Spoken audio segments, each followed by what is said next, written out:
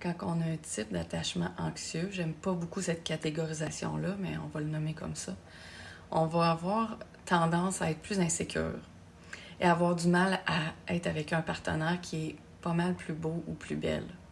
Et on va souvent avoir tendance à choisir des partenaires avec qui on se sent très en sécurité, mais qui nous attirent moins.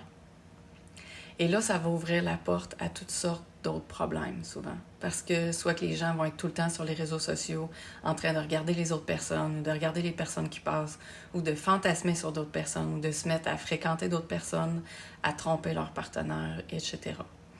Et là, à un moment donné, ils vont dire, voyons, qu'est-ce qui se passe, comment ça se fait que je suis pas bien, pourtant j'ai tout, je me sens en sécurité, je devrais tellement me sentir bien avec cette personne-là.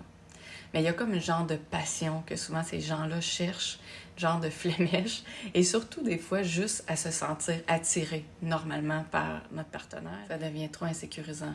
Donc quand la personne est trop belle, ben les gens ont peur de la perdre, ont peur que tout le monde veuille partir avec, ils ont du mal à... La jalousie va être enclenchée dès que quelqu'un qui regarde leur partenaire ou ils sentent qu'il y a quelqu'un qui voudrait être avec leur partenaire.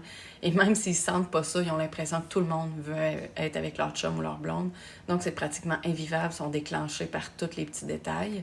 Et quand ils sont avec quelqu'un avec qui ils sont très sécures, qui les attire moins, mais ils regardent tout le temps ailleurs.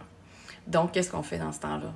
Et c'est là que c'est intéressant parce que ça nous pousse et ça nous force à travailler sur nous. Et très souvent, il va arriver quelqu'un qu'on trouve très beau ou très belle, qui a toutes les caractéristiques qu'on aime et qu'on va vraiment aimer cette personne-là et qu'on va faire le choix de travailler sur nous. Et c'est là que tout va changer.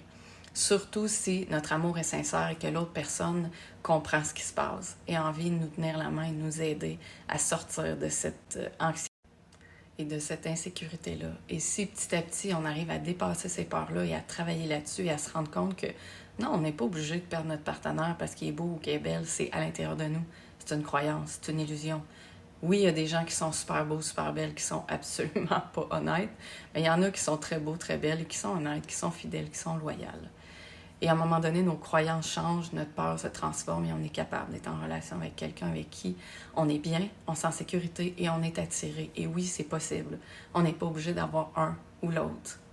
Et si c'est difficile pour toi, prends rendez-vous avec moi. C'est mon métier. Je vais pouvoir t'aider à transformer tout ça.